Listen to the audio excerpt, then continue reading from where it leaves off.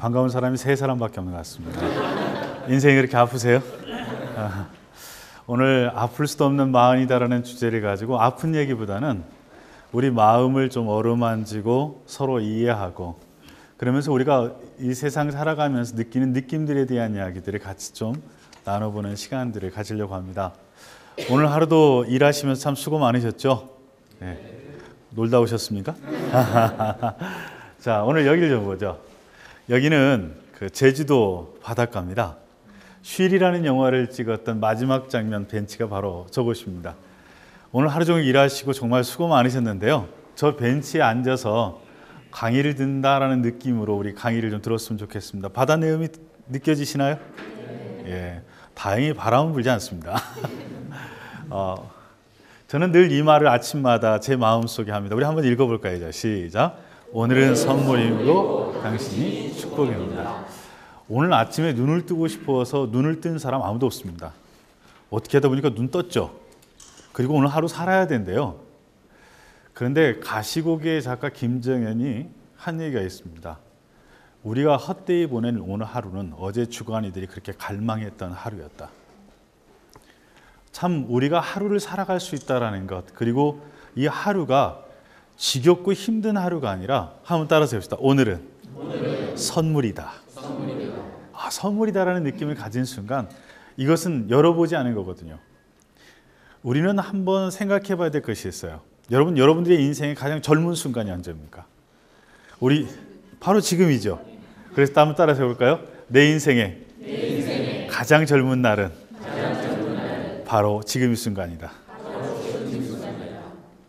우리는 한 번도 살지 않은 삶을 살아가요. 그래서 인생에 대해서 겸손해야 될 이유가 거기에 있고요. 그리고 우리의 인생에 대해서 신중한 발걸음을 해야 될 이유가 거기에 있고, 또 하나는 너무 겁먹거나 주눅들 필요가 없다는 거예요. 여기 모인 모든 분들이 전부 다 살아보지 않는 인생을 다 같이 살고 있기 때문에 다 대충 서투르다는 것이죠. 그러나 오늘 우리가 한 가지 생각할 것이 있습니다. 바로 내가 만나는 사람, 나와 함께한 분이 실은 나의 마음을 결정해 준다는 거예요. 오늘 이렇게 두 분이 같이 앉으셨잖아요. 그죠? 잘 아세요? 처음 뵀죠? 근데 자꾸 보고 불평스러운 얘기를 자꾸 서로 보고 한다면 행복할까요? 아니죠. 근데 오늘 이렇게 만나서 같이 처음 만났지만 따뜻하게 인사해주고 좋은 피드백을 해준다면 어떨까요? 자, 옆 사람에게 우리 반갑게 한번 반갑습니다 하고 한번 인사 한번 해볼까요? 이분이 나를 지금 가치 있게 만들어준 거예요. 나를 향하여 웃는 그 순간 나에게 행복을 준 거예요. 자, 옆 사람한테 이렇게 얘기합시다. 당신이 축복입니다. 옛날에는 공부 잘하면 인생이 잘 풀리는 줄 알았어요. 그죠? 근데 지내보니까 공부 잘한 게 별로 의미가 없어요. 예쁜 거, 잘생긴 거 시간 지나 보니까 다 몸매 바뀌고 다 바뀌더라고요. 거기서 거기가 되어져 가요. 근데 우리의 인생을 결정짓는 중요한 게 뭐냐면 진짜 나의 좋은 친구가 있는가? 나를 신뢰하는 사람이 있는가? 나와 함께하는 사람이 나와 함께하는 것을 즐겁게 여기고 있느냐라는 것이죠. 여러분 가족들은 혹시 여러분과 함께하는 걸 즐거워하십니까? 네. 아니면 출장 가면 혹시 무지개떡 돌리십니까? 바로 사람이 사람으로서 행복하게 느끼는 건요. 내가 만나는 사람들이 나를 즐겁게 여겨줄 때라는 것이죠. 자, 여러분 여기에 단어들이 있습니다. 25가지의 키워드들인데요. 딱 눈에 들어오는 하나의 단어만 딱 선택해 보십시오. 속으로 선택하세요. 선택하셨어요? 자, 두 사람씩 마주 보세요. 자, 마주 보시고 내가 잘생겼다 생각하는 사람이 먼저 이야기하는 겁니다. 무슨 얘기 하셨죠? 게임의 법칙은 간단합니다. 내가 잘생겼거나 내가 예쁘다고 생각하는 사람이 잽싸게 먼저 이야기하고 나머지 분은 겸손하게 듣는 겁니다. 그래서 30초씩만 나는 어떤 단어를 선택했고 왜 선택했는지를 이야기해 보십시오. 시작하십시오. 벌써 끝내신 분들도 있고요. 아직 이제 막 시작하신 분들도 계십니다. 인생에는 속도의 차이가 있죠. 자, 이번에는 이렇게 해보겠습니다. 잘난 사람 잘난 척 했으니까요. 이번엔 겸손한 분이 조금 잘난 척을 해보겠습니다. 어떻게 하시냐면 당신의 이야기를 들으면서 나는 이런 느낌이 들었습니다. 당신의 표정 속에서 이런 느낌이 들었습니다를 겸손한 분이 이야기를 하시겠습니다. 자, 서로 그렇게 주고받아 보시죠. 자, 여러분들이 지금 이야기를 나누면서 한 가지 느끼신 게 있을 겁니다. 누구도 인상 쓰고 있지 않다라는 겁니다. 목소리의 톤이 높아지고요. 표정이 밝아져요. 왜 그럴까요? 부정적인 언어들이 하나도 없습니다. 아침에 하루를 시작하면서 내 인생을 위한 내 마음과 생각을 내게 무엇을 주느냐라는 거죠. 내가 오늘 나를 위한 가장 큰 배려는 바로 내 마음속에 즐겁고 좋은 생각 하나를 내 자신에게 선물해 주는 겁니다. 바로 아플 수도 없는 마흔을 살아가는 우리지만 인생을 아프게만 살지 않는 방법의 바로 첫 번째 비결이 바로 나를 행복하게 만들어주는 키워드 하나를 내 마음속에 넣는 것이죠. 자, 여러분이 이 그림을 보시면서 어떤 생각이 드십니까? 어떤 분은 그러더라고요. 놀러 가고 싶다. 배 타고 싶다. 각자 다 느끼는 느낌들이 있어요. 근데 참 평화롭죠. 자, 근데 이 하천은 어떻게 생겼을까요?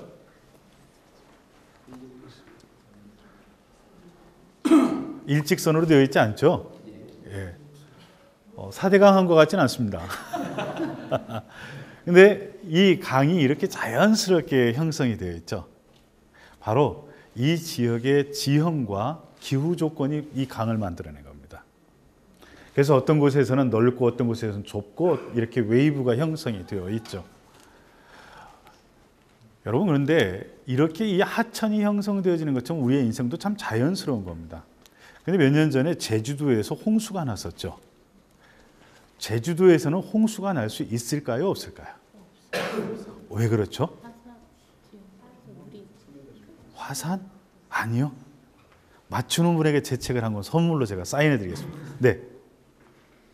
토양이 물이 스며들게끔 된 토양이라서. 그렇기도 한데 정확한 답은 아닙니다. 석회암 토질이라서. 석회암 토질, 토질과 상관없습니다. 제주도죠. 드리겠습니다. 섬은 바닷물보다 높아요, 낮아요? 높아요. 그러니까 홍수가 날 수 있어요, 없어요? 없어요. 이제까지 홍수 난 적이 없어요. 근데 왜 홍수가 났을까요? 사람들에게 해안도로를 경험시켜주기 위해서 해안도로를 만들면서 물이 빠져나갈 수 있는 길들을 다 막아버린 겁니다. 여러분, 옛날에 농경시대보다 우리는 훨씬 더 잘 먹고 좋은 차에 좋은 집에 살아요. 근데 왜 이렇게 자살률이 높고 왜 이렇게 인생이 힘들다고 이야기를 하죠? 순리대로 살지 않고요. 내 생각대로, 내가 원하는 방향대로, 내 욕망대로 내 인생을 자꾸 변화시키려고 하고 변경시키려고 하다 보니 마치 제주도에 물 빠질 길들을 다 막아버리는 인생이 되어지는 것입니다. 아프지 않아도 되는 인생이 아플 수밖에 없는 인생으로 살아가는 이유가 바로 거기에 있는 것입니다. 우리의 인생을 놓고 보면요, 3권의 책을 쓴답니다. 첫 번째 책은 바로 과거라는 이름의 책. 이미 써져서 어떻게 해요? 책장에 들어갔습니다. 두 번째 책은 현재라는 책입니다. 지금의 몸짓과 어느 하나하나가 그대로 기록되어지죠. 세 번째 책은 바로 미래라는 이름의 책입니다. 그러나 이 3가지 중에 가장 중요한 것은 현재라는 책이죠. 오늘을 얼마나 충실하게 살아가느냐. 내일을 향한 화려한 계획보다 지금 이 순간을 내가 잘 지내는 것. 5,000원짜리 오늘 점심을 먹으면서도 불평하며 먹는 것이 아니라 즐거운 마음으로 서로 감사하면서 재미있게 먹을 수 있다면 몇만 원짜리 음식을 스트레스 받는 것보다 훨씬 더 잘 먹고 행복하게 살 수 있다는 것이죠. 우리의 인생에는 저마다 그 인생들이 갖고 있는 키워드들이 있답니다. 10대에는 공부를 합니다. 공부하면 인생 풀리는 줄 알았잖아요. 그죠? 근데 공부 잘하면 공무원 됩니다. 20대는 뭐예요? 이성입니다. 이쁜 거, 잘생긴 거 쫓아다녀봤는데 아무리 좋은 화장품 써도 주름은 막을 수가 없습니다. 30대는 사는 겁니다. 인생이 고달프다라는 걸 알게 되었죠. 그리고 정말 아버지가 존경스러워지기 시작합니다. 그리고 40대에는 자유. 우리 여러분 어떤 생각 드세요? 벗어나고파. 출근하다 딴 데로 새고파. 공기 안 좋은 서울을 차를 타고 가면서도 무슨 생각이 들어요? 내 차가 오픈카였으면 좋겠다. 여러분 노는 것도 기술이 필요하다는 거 아십니까? 휴가 때 어떠세요? 잘 노세요? 자유를 주는데요. 자유를 스스로 포기하고 논다는 거 아십니까? 일하듯이 계획을 짜요. 그리고 멀리 가요. 그리고 돌아와서는 휴가 끝나고 돌아와서 여러분 직장에서 보세요. 얼굴이 맑고 투명해지고 행복감이 찹니까? 아니면 피곤이 쪄들고 갖고 아 너무 힘들었어. 자유를 갈망하지만 정말 우리는 자유를 느끼고 살아가는 거죠. 왜 아플 수도 없는 마음인 줄 아십니까? 편리함을 위해서 평안을 내어주고 살아가는 시대가 바로 우리 마흔들입니다. 조금 더 편리한 것. 그런데 어떻게 하시는 줄 아십니까? 일주일 내내 개고생하고 삽니다. 그러다가 잠깐 폼나는 식당에 앉아갖고 스테이크 먹고 괜찮은 음식 먹으면서 내 인생 괜찮아라고 얘기해요.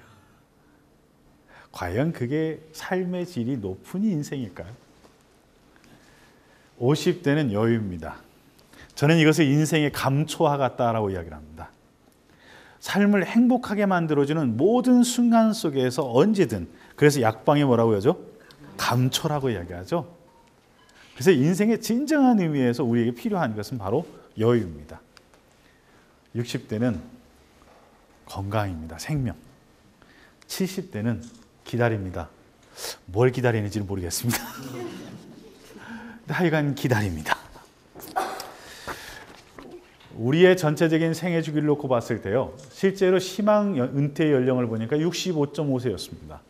그런데 요즘 65.5세에 은퇴하는 분들은 적지 않습니다. 참 적습니다. 적지 않다는 게 적죠. 뭐 천연 기념물 같은 분들이죠. 사장님들 말고는 65세에 은퇴 못합니다. 실제 은퇴 연령 보니까 56.3세인데요. 1차 퇴직 연령이 36.5세라는 거 아십니까? 제가 결혼 준비 프로그램을 진행하면서 젊은 예비 커플들을 교육을 하는데요. 이 친구들이 첫 아이 낳기 전에 대부분이 직장이 바뀝니다. 그래서 결혼할 때는 스펙이 너무 좋아서 결혼했는데 결혼하고 얼마 지나지 않아서 이직이 되지 않아서 노는 친구들도 꽤 많습니다. 그만큼 요즘은 직장을 구하고 다른 일들을 한다는 것, 자기가 원하는 일들을 한다는 것이 참 쉽지 않다는 것이죠. 여러분 지금 다니고 있는 직장 어떻게 해서 다니게 되셨어요? 참 재밌지 않아요? 어떻게 하다 보니까 성적이 그렇게 돼가지고 그 대학 갔어요. 그 대학에서 졸업할 때 또 성적이 그래서 여기저기 넣다가 보니까 그 직장이 됐어요. 그러니까 어떻게 하다 보니까 그 학교 갔고 어떻게 하다 보니까 그 직장 가고 어떻게 하다 보니까 아직도 그러고 사는 겁니다. 알고 보면 참 우리 자체가 우울해요. 그런데 우리가 살아가면서 진짜 이 56.3세라는 55세 정도에까지 직장 생활을 할 수 있을까도 퀘스천이에요. 이게 전부라면 우리의 인생은 참 힘든 거죠. 근데 더더욱 우리를 힘들게 하고 우리를 아프게 하는 것은 은퇴 이후에 20, 30년을 저희들이 놀거나 뭔가를 해야 된다는 거예요. 근데 30년 동안 밥값을 계산해 봤는데 5천 원씩 계산을 해보니까 밥값이 얼마 나온 줄 아십니까? 3억 5천이요. 자, 옆 사람한테 한번 우리 진지하게 물어봅시다. 3억 5천 모아놨어요? 갑자기 옆 사람 확 때리고 싶지 않아요? 난 밥 안 좋아해. 만두 좋아해. 근데 만두값이 얼마인 줄 아십니까? 그것도 1억 5천. 근데 그것만 있어요? 돈 모아놓고 우리 지금까지 살았나요? 자, 옆 사람 어깨 한번 또닥거리면서 해봅시다. 다 살만해. 살다가 보니까 여기까지 왔듯이요. 너무 많은 숫자를 가지고 계산하지 말자라는 거예요. 제가 40 이후 30년을 연구한 윌리엄 세들러를 미국에서 만나 한 주일 동안 그 프로그램도 참여하고 그와 대화를 하면서 한 가지 발견한 게 있습니다. 한국 사회는 어차피 돈 가지고 해결이 안 되는 사회다. 우리가 갖고 있는 문화와 경제, 사회 시스템은 노년기를 맞이하기에는 참 쉽지 않은 시스템을 갖고 있다는 것이죠. 그렇다면 한국 사회의 대안은 무엇일까를 생각을 해봤어요. 지금 금융기관에서 이야기하는 은퇴 자금을 위한 연금, 그 많은 것들이 과연 대안이 될 수 있을까? 사회 간접 자원이 그것들을 만들어내기는 역부족인 경제구조 시스템을 갖고 있다는 것, 이제는 누구나 다 압니다. 여러분, 한 10년 놓고 나면 내가 넣은 돈의 몇 배가 되어갖고 월 얼마씩 준다고 얼마 전에 우리 다 전화 받았잖아요. 저도 그래서 들었거든요. 근데 얼마 전에 열받는 소리 들었잖아요. 마이너스 상태라고. 근데 10년 동안 해지도 못해요, 그거. 난감해요. 정말 우리는 우리의 마음과 생각을 가지고 우리에게 다가오는 삶의 현실들을 어떻게 대처하느냐가 더 중요하다는 것이죠. 실제로 행복에 대한 전문가인 리처드 리브스라는 영국 BBC의 행복위원회 위원이 이런 얘기를 했습니다. 인생의 행복은 질병이나 어려움이나 사고나 문제가 없는 것이 아니다. 내게 그런 고통이 찾아왔을 때 어떻게 대처하느냐에 따라서 인생은 행복해질 수도 있고 불행해질 수도 있다는 거죠. 암 권위자들이 암에 걸리는 환자들에게 하는 얘기죠. 암과 친해져라. 암은 올 수 있지만 암과 친해지면 뭐 할 수 있다? 암을 이길 수 있다는 것이죠. 질병은 우리의 몸을 정복할 수 있지만 우리의 마음까지 정복하도록 우리의 인생을 내어줘서는 안 된다라는 의미죠. 자, 남자들에게 현실은 너무 가깝고요. 꿈은 너무 멀습니다. 그래서 대부분 사람들은 이런 얘기할 때 그런 얘기죠. 꿈을 가지세요. 그러면 꿈을 가져야겠다고 하는데 일어나면서 열받습니다. 왜? 꿈을 갖기에는 내가 너무 힘들어요. 가진 게 없어요. 할 수 있는 게 별로 없어요. 얼마 전에도 50이 다 되면 저한테 그런 얘기예요. 제 책을 보니까 머물 것인가 떠날 것인가 이야기하시는데 제가 머물러야 됩니까? 떠나야 됩니까? 그래서 그랬죠. 그 생각이 드는 지금부터 준비하라고. 그리고 진짜 가만히 앉아서 책상을 정리하면서 떠날 수 있는 콘텐츠와 자본과 그런 네트워크가 형성됐다면 미련 없이 떠나라. 그렇지 않다면 지금부터 그 생각을 가지고 준비하는 것이 맞다라는 것이죠. 여러분, 브라보 마이 라이프라는 영화를 혹시 보신 적 있습니까?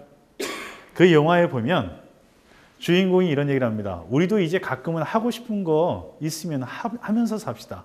그동안 앞만 보고 달려오지 않았습니까? 근데 퇴근해서 집에 돌아온 그는 아내와 아들 앞에서 이런 얘기를 합니다. 한번 같이 읽어볼까요?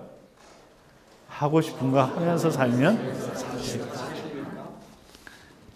40대 중반에 한 금융 전문가가 63빌딩에 서서 자신의 인생을 바라봤답니다. 그 분야에서 베스트 5 안에 드는 성공을 이루었습니다. 억대 연봉을 받고 일을 합니다. 그런데 참 안타까운 것은 이제는 내가 성공했기 때문에 내 자신을 위하여 무언가를 해볼 수 있겠다라고 생각을 했는데 유학가 있는 자녀와 자기 아내를 생각하니까 여전히 자기는 아무것도 할 것이 없더래요. 근데 어느 그 한순간에 자기 자신을 위하여 무엇도 배려할 수 없고 자기 자신을 위하여 무엇이든지 시도할 수 없다는 그 사실 자체가 너무 절망스러워서 그냥 그 빌딩에서 날아가고 싶은 충동이 생기더라는 것입니다. 바로 우리의 인생 속에 힘들고 어려운 건 바로 이런 것들입니다. 우리는 여러분 직장이 가깝습니까? 집이 가깝습니까? 직장이 훨씬 더 가깝죠. 남편하고 있는 시간보다 직장 동료하고 있는 시간이 많고 아내하고 있는 시간보다 직장 여직원하고 보내는 시간들이 훨씬 더 많습니다. 대부분 사람들의 생활 속에서 실제로 한 연구조사 기관에서 연구를 해보니까 불행하다고 느끼는 생활이 뭐냐 그랬더니 직장 생활이 첫 번째로 나왔고요. 행복하다고 여기는 생활이 뭐냐라고 했더니 가정 생활이었습니다. 그런데 여러분 불행한 직장 생활을 극복하기 위하여 행복한 가정 생활을 포기하고 살아가는 게 우리라는 거 아십니까? 한 집에 아들이 셋이 있었습니다. 근데 막내 녀석이 막 한자를 배우기 시작을 했어요. 그리고 집에 와서 뭐 한자 실력을 자랑하려고 하는데 아빠가 보는 신문을 보니까 이거 뭐 자랑할 실력이 안 되는 겁니다. 그래서 보니까 집에 있는 달력에 요일이 한자로 되어 있어요. 그래서 가서 큰 소리를 했습니다. 월, 화, 수, 목, 김, 토, 일. 그걸 보고 있던 두 채가 탁 때리면서 야 인마 이건 김이 아니라 금이야, 금. 잘 봐. 월, 화, 수, 목, 금, 사, 일. 알았어? 저 책, 이 자식들. 야, 그건 마 사가 아니라 토야, 토. 야, 그리고 요일을 누가 쪽팔리게 천천히 읽어. 잘 봐. 월, 화, 수, 목, 금, 토, 월. 알았어? 그걸 보고 있던 아버지가 그럽니다. 야, 이 녀석들아, 공부 좀 해. 공부해서 남 주냐? 야, 가서 왕편 가져봐, 왕편. 이제 한자 실력에 따라서 웃는 속도가 다릅니다. 요즘에 이런 가정들을 헷갈리제이션 하우스라고 이야기를 합니다. 아버지도 자녀도 인생의 방향을 찾지 못하는 겁니다. 대학은 나오지만 88만 원 세대를 벗어나기 어렵습니다. 그토록 열심히 일하고 직장 상사에게 손바닥 비벼가면서 새벽 일찍 일어나 토익, 토플 학원 다녔고 안 되는 컴퓨터 배우려고 그렇게 애를 썼고 요즘에 대세가 PDA 폰이니까 PDA 폰은 들고 다니는데 딱 쓰는 건 하나, 전화통화밖에 없습니다. 그런 인생을 살아왔지만 앞으로 어떻게 헤쳐나가야 될지, 지금 어떻게 해야 될지 참 힘든 인생을 살아가고 있습니다. 그들은 바로 이 직장이라는 마을 속에서 실제로 살아가면서 많은 것들을 경험하고 살아갑니다. 저는 백윤식이라는 배우가 거기에서 마지막 퇴직 신청서를 쓰면서 자신의 30년 동안의 직장 생활을 회상하는 그 장면은 정말 저의 마음을 뭉클하게 하고 정말 남자들의 마음을 보듬어 줘야 되겠고 위로해 줘야겠다라는 생각을 하게 됐습니다. 우리의 현실을 보면 깜깜합니다. 은퇴는 목전이고 준비는 뒷전이에요. 그러나 여기서 포기할 수 없다는 것이죠. 우리의 인생 여기서 주저앉을 수 없다면 우리는 어느 방향으로 가야 되냐라는 겁니다. 우리는 늘 이런 갈림길에 서 있습니다. 어느 쪽으로 가야 될지, 과연 내 인생의 내비게이션을 갖고 있냐라는 것이죠. 여러분, 어떤 우화를 이야기하는 걸까요? 개미와 배짱이의 이야기입니다. 우리 학교 다닐 때 다 배웠죠? 근데 이 개미와 배짱이 버전이 요즘은 이렇게 바뀌었답니다. 그때 아빠 말씀 듣기를 잘했어. 만약에 배짱이처럼 놀기만 했더라면 지금 좀 굶어 죽고 말았을 거야. 배짱이는 어떻게 살고 있을까? 착한 아기 개미는 배짱이가 걱정되었어요. 그래서 먹을 걸 싸들고 배짱이 집을 찾아갔어요. 그러나 배짱이는 스키장에 가고 없어요. 아버지처럼 살면 되는 줄 알고 살아왔던 세대가 40세대였습니다. 왜 그렇게 가족들하고 대화도 안 통하게 살았습니까? 그랬더니 우리 아버지처럼 일하면 되는 줄 알고 일하고 다녔는데 어느 날 보니까 애들도 나를 싫어하고 아내도 나를 싫어하고 나만 미워해요. 라고 이야기를 합니다. 여러분, 요즘에 한국 사회에 보면 버스 정류장에서 버스를 탄 사람들의 모습을 보면 공통된 모습입니다. 손에 뭔가 하나 들고 있어요. 뭐죠? PDA 폰입니다. PDA 폰을 쓸 때 한 가지 상식이 있습니다. 요즘은 많이 좋아졌는데요. 오래 쓰다 보면 메모리가 이렇게 느려지기 시작합니다. 그러면 리셋을 한 번씩 해줘야 그 메모리가 잘 돌아가는 특성이 있습니다. 근데 우리는 우리의 인생엔 리셋 버튼이 없다는 것이죠. 뭔가 한번 껐다가 다시 시작해서 잘 돌아가도록 돌려주면 좋은데 우리의 인생에는 리셋 버튼이 없다는 겁니다. 그러나 저는 여러분들에게 한 가지 제안하고 싶습니다. 우리 같이 한번 읽어볼까요? 시작. 인생을 리셋할 수는 없지만 인생을 리커버리 할 수는 있다. 리셋할 수는 없지만 리커버리 할 수 있다는 것이죠. 회복한다는 것은 새로 만들어 오는 것이 아니라 있는 것을 다시 정비해 간다는 것이죠. 제가 그래서 이전에 썼던 책이 뭐냐면 남자 리뉴얼이라는 책을 이 앞전에 냈었습니다. 그 책을 쓰면서 제가 했던 얘기가 있습니다. 인생을 리뉴얼하면 인생 매뉴얼이 나온다. 우리 안에 있는 것, 내가 할 수 있는 것, 내가 가능한 것들을 정돈하고 거기에서부터 시작하다 보면 내 인생을 어떻게 살아야 될지에 대한 인생의 매뉴얼들이 나올 수 있다는 것이죠. 근데 우리의 인생을 새롭게 시작한다는 것도 참 쉽지 않습니다. 여러분, 얼마 전에 신호체계를 바꾸려다가 실패했죠. 왜 실패한 줄 아십니까? 동양적 사고와 우리의 삶의 방식과 서구 방식들이 달랐다는 것입니다. 우리는 빨간색은 뭐예요? 통과 금지라는 빨간색의 문화적 의미가 있었습니다. 또 어떻게 해요? 좌회전 방향 지시의 의미가 서로 이것들이 어떻게 해요? 충돌했다는 것이죠. 가치와 문화 충돌이 새로운 문화를 만들어내기 어렵다는 것이죠. 그래서 새롭게 뭔가를 살아본다고 하지만 새롭게 뭔가를 한다는 것 자체가 얼마나 힘들고 어렵냐는 거죠.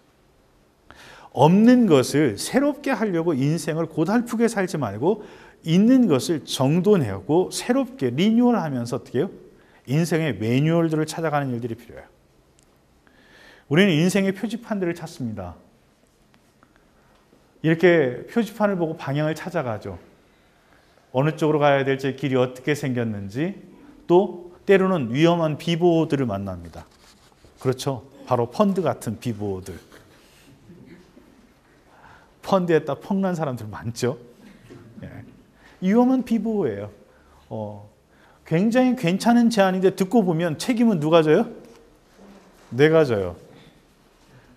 여러분 주차장에 차를 넣었는데 그 주차장에 차에 있는 물건을 잃어버리는 건 누구 책임이라고 그래요? 근데 나는 돈을 내고 그 차를 맡겨요. 참 아이러니한 세상을 살아가요. 비보호죠. 어떤 거는 표지판이 없어서 보니까 꼭대기에 높이 달려있는데 보니까 진짜 열받아요. 우씨. 뭐예요? 유턴하래. 근데 어떤 건 보면 가다 보니까 어떻게 유턴도 안 된대. 그냥 끝이에요. 그래서 우리의 인생을 되돌아켜보고 뭔가 방향을 바꿔보려고 하는데 이미 어떻게 해요? 그 분야는 정체되어 있고 내가 파고 들어갈 짬이 없는 인생의 미래를 봅니다. 우리는 오늘 여기에서 이런 질문을 해봅니다. 내 인생의 전환점을 앞에 두고 있는 아플 수도 없는 마음. 우리는 스스로 이렇게 물어보고 싶습니다. 나는 누구인가? 여러분, 나는 누구일까요? 이 질문처럼 참 어려운 질문이 없습니다. 이 질문에 대한 해답을 찾는다면 여러분들은 거기에서부터 여러분들의 인생을 시작하면 되십니다. 한번 같이 읽어봅시다. 시작. 아플 수도 없는 마흔이다. 신문에서 제 카툰 하나를 이렇게 옮겨와 봤는데요. 여러분 정말 우리 같지 않아요?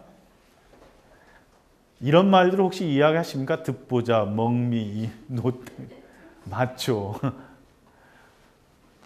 여러분 이 마흔이라는 말을 제가 썼는데 마흔이라는 말은 40을 이야기하기도 하지만 중년을 상징하는 키워드입니다.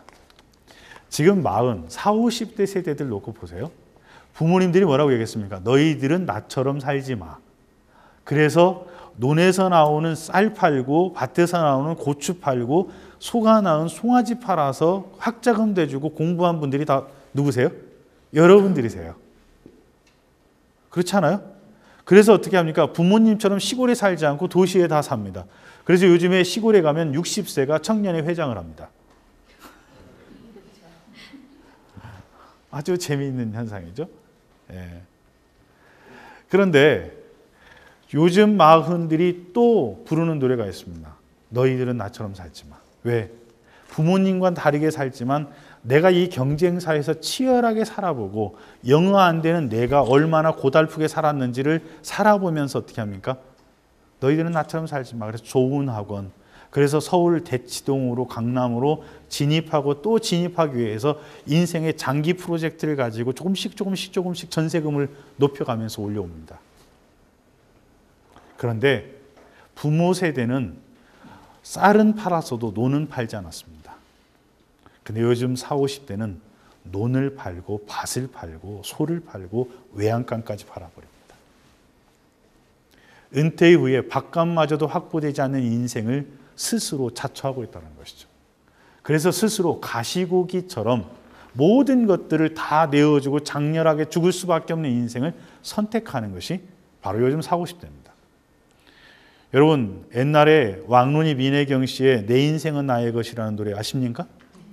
내 인생은 나의 것, 내 인생은 나의 것. 그러면서 어떻게 담장 넘어 친구들하고 놀러 다녔어요. 근데 요즘에 그 노래를 40, 50대들이 다시 부르기 시작합니다. 내 인생은 너의 것. 나는 아무것도 없어. 정말 공허한 인생이 되어져 버린 것이죠. 우리의 인생, 바로 아플 수도 없는 이 마흔들이 살아가고 있는데요. 이 마흔에게 아픔은 지나온 인생에 대한 반성입니다.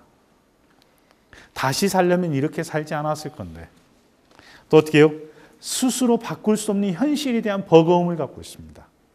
아직 가보지 않는 내일을 향한 두려움이 있습니다. 근데 여러분, 한 가지 제가 물어보고 싶습니다. 누가 여러분을 보고 불안하다고 했나요? 누가 여러분 보고 두렵다고 이야기하던가요? 가만히 보니까 내 생각의 감옥에 누가 넣었어요? 내가 넣고 내가 열쇠를 잠근 거예요. 정말 왜 우리의 인생이 아플 수도 없는 마흔이라고 이야기하고 그 아플 수도 없는 마흔이 더 아픈 이유가 뭔지 아십니까? 아무도 나의 아픔을, 이 마흔을 이해하고 위로해 주려 하지 않는다는 것입니다. 우리는 매일 순간순간을 정말 위기 속에 살아갑니다. IMF 때 그때 많은 남성들이 50% 이상이 직장에서 쫓겨났고 그 50% 이상의 남성들이 실은 이혼을 당하는 인생의 가장 위험한 지경을 우리는 한번 경험을 해봤습니다. 근데 그때 당시에 사회를 풍자할 때 40, 50대들의 가슴에는 두 개의 봉투가 들어있다고 그랬습니다. 하나는 사표, 하나는 유서. 왜 OECD 가입국 중에 자살률이 제일 높은 나라가 바로 대한민국이고 왜 OECD 가입국 중에 40, 50대 사망률의 최고 1위가 대한민국일까요? 2020년에는 바로 우리의 사망 원인 두 번째가 급성 우울증과 심장 질환이 될 것이다라고 이야기합니다. 힘들고 어려운 세대를 살아가는 이 시대에 누군가 한 사람 내 마음을 좀 알아주고 이해해주면 좋을 텐데 그렇지 않다는 것이죠. 자, 한번 물어보겠습니다. 대학생 자녀를 둔 부모님들 한번 손 들어 보십시오. 예. 혹시 이번 학기 등록금 내주셨죠? 예, 내줄 수밖에 없죠. 부모니까. 근데 내주고 난 뒤에 혹시 자녀분이 아빠 참 수고하셨습니다. 고맙습니다라고 인사를 하던가요? 굉장히 인생을 잘 사셨어요. 우리 박수로 한번 격려해 드립시다. 제가 대학에서 학생들에게 물어봐요. 이번에 등록금 내고 나서 부모님에게 감사 인사한 사람 3명 나옵니다. 제가 아이들에게 첫 시간부터 욕을 합니다. 나쁜 녀석들. 부모는 다른 거 없잖아요. 정말 뼈 빠지게 일해서 모아서 몇백만 원 내주고 딱 한마디 들으면 인생 살맛 나거든요. 아버지 고맙습니다. 엄마 수고하셨습니다. 감사합니다. 그러면 어떻게? 딱 한마디 공부 열심히 해. 그걸로 끝. 야, 이것보다 더 쉽게 몇백만 원씩 벌어들이는 게 어디 있어요? 그것만 우리에게 인생이 있어도 괜찮다는 것이죠. 그래서 요즘에 제가 생각을 해봤어요. 아플 수도 없는 이 마흔을 우리가 어떻게 치유하고 회복하고 살아갈 수 있는가? 정말 내 자신이 나에게 공감하고 살아야겠다. 내 자신이 나에게 뭐 해야겠다? 위로하고 살아야겠다. 저는 아침에 출근하면요, 제일 먼저 하는 일이 있습니다. 저는 크리스찬이기 때문에 사무실에 앉아서 기도를 합니다. 일할 수 있는 것에 대한 감사의 기도를 하고요. 그 다음에 하는 일이 뭔지 아십니까? 제 자신을 위하여 맛있는 커피를 내립니다. 커피를 아침에 여러 잔 마십니다. 냉장고에 제가 좋아하는 원두를 구입해 두고 원두를 꺼내어서 한 잔을 마십니다. 그라인드 하면서 올라오는 향을 또 한 잔 먹습니다. 그 다음에 한 방울 한 방울 물을 떨어뜨리면서 올라오는 그 향이 있습니다. 또 한 잔을 먹습니다. 드립이 다 되놓고 난 뒤에요. 그 커피를 딱 앉아서 먹으면서 모두를 다시 한번 먹습니다. 하루를 남을 위해 살아가고 누군가를 위하여 내 시간을 내어주며 사는 것이 저의 하루입니다. 바로 그러기 위해서 내 자신을 내가 먼저 한번 배려하고 위로해 주는 거죠. 오늘도 어떻게 해요? 열심히 뛰어보자. 이야기를 하는 겁니다. 가정을 들어가 보면 참 재밌어요. 나 없어도 다 해결하는 능력 있는 아내입니다. 여러분, 우리들 출장 가고 나면 한 2주 가 있는 동안 집에 빨리 오라는 전화 혹시 하십니까?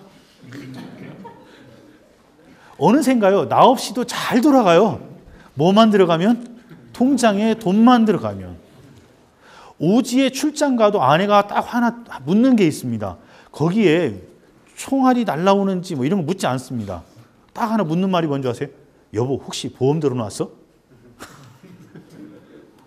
정말 안타깝죠. 긴 출장 끝에 남편이 전화합니다. 여보 나 내일 집에 가. 그럼 뭐라 그래요?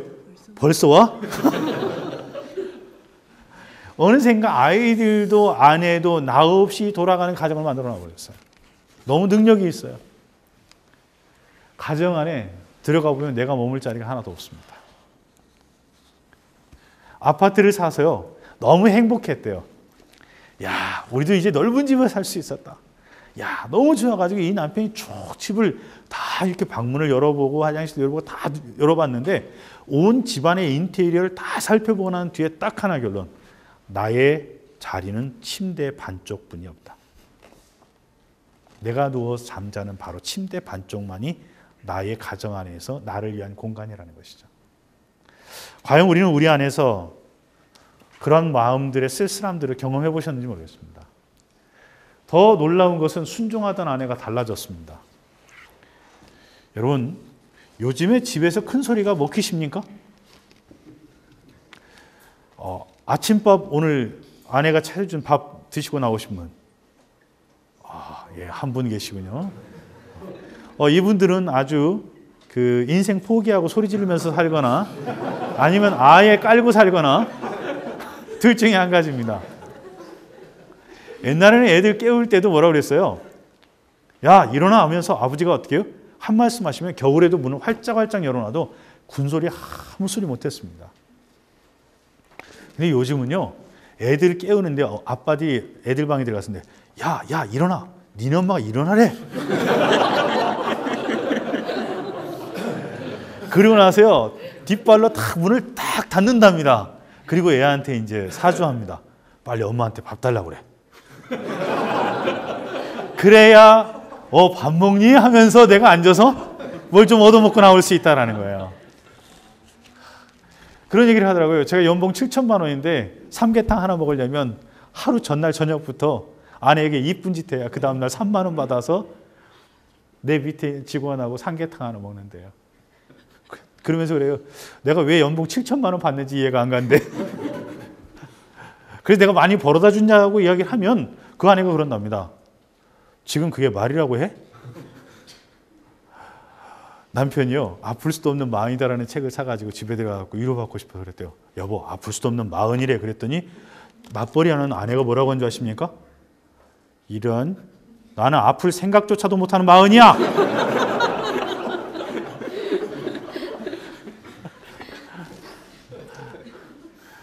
사고 많이 친 남편이 사들고 가서 그랬더니 그 아내는 그러더래요. 너 허락받고 아파. 그냥 아프지도 마라. 정말 우리의 가정 속에서 우리는 우리의 자리들, 왜 우리의 가족관계가 이렇게 달라져 버렸고 정말 이상하게 변형되어져 갔을까요? 텔레비전 프로그램에 재미있는 일이 하나 있었죠. 바로 일요일 밤에 오늘을 즐겨라에서 소개됐던 초등학교 2학년짜리의 시. 한번 읽어볼까요? 이제 시작. 엄마가 있어 좋다. 나를 이뻐해 주어서. 냉장고가 있어 좋다. 나에게 먹을 것을 주어서. 강아지가 있어 좋다. 나랑 놀아주어서. 아빠는 왜 있는지 모르겠다. 그래서 봤더니 한 네티즌이 이렇게 하더래요. 아빠는 엄마를 이뻐하고 냉장고에 먹을 것을 채워놓고 강아지 사료 주려고 존재한다. 저는 이게 인생의 자리라면 참 힘든 얘기입니다. 우리는 열심히 일했고 추구했습니다. 정말 어느 누구도 인생을 게을리 산 사람은 아무도 없습니다. 그런데 이렇게 아침 일찍 일어나요. 저희 집이 그 근처에 소비자 보호원이 있고 현대자동차가 있는데 보면 현대자동차의 직원들이 제일 먼저 불이 켜집니다. 그리고 그 다음에 이제 소비자 보호원이 켜지고 교통안전관리공단이 켜집니다. 보면서 인생의 고달픔의 정도가 보입니다. 근데 현대자동차에는 새벽 5시면 불이 켜지기 시작합니다. 이 사람들이 집에를 갔다 온 걸까요? 집에를 들렸다 온 걸까요?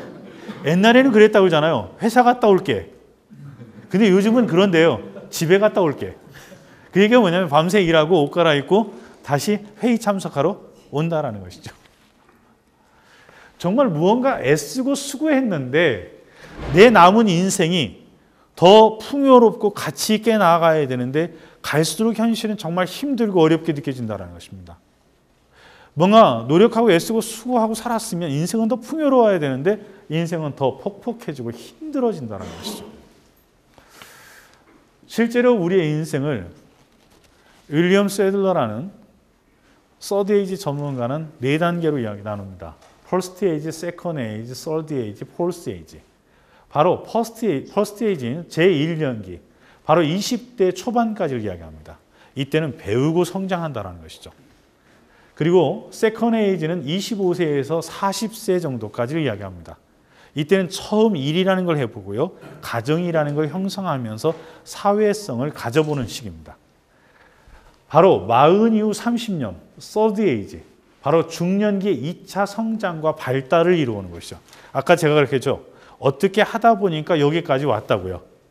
근데 여러분, 직장에서 40 정도가 되어지면 이제 직급이 있고 내가 나름대로 융통성이 형성이 되어지고 사회적인 네트워크가 형성되어 있고 뭔가 내가 형성되어져 있습니다. 이제까지는 어떻게 하다 보니까 살아왔지만 이제는 내 인생을 주도적인 삶을 살고 싶고 내가 가치 있고 의미 있는 일들을 시작해보고 싶은 시기가 바로 이겁니다. 지금입니다. 그런데 과연 우리는 그 일들을 위한 준비를 해야 되는가? 그런데 한국 사회를 보니까 정말 아플 수도 없는 마흔 천지인 거예요. 그런데 어떻습니까? 가정 안에서 아내는 나를 보고 있죠. 아이들은 더 나를 바라보고 있습니다. 근데 여러분, 우리 세대는 우리가 공부를 마칠 때까지 부모님들이 다 일을 하셨습니다. 정년까지. 근데 요즘 남성들은 자녀들이 대학 다닐 때 퇴직하고 이직하기가 쉽지 않습니다. 근데 우리는 또 퇴직하고 나면 6개월 되고 나면 지금 쓰고 있는 생활비 통장이 마이너스로 전환되어지기 쉽다는 것입니다.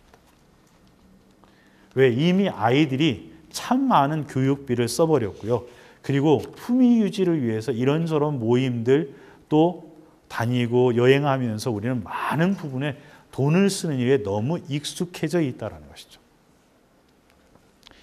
이런 제2의 성장과 발달을 가져와야 될 이 서드 에이지, 40 이후 30년을 어떻게 살 것인가에 대한 마음의 고민과 생각들을 가지고 현실을 바라보고 이해하고 있냐는 것입니다. 때가 되어지면 75세에서 80세부터 이때는 노령기로 들어갑니다.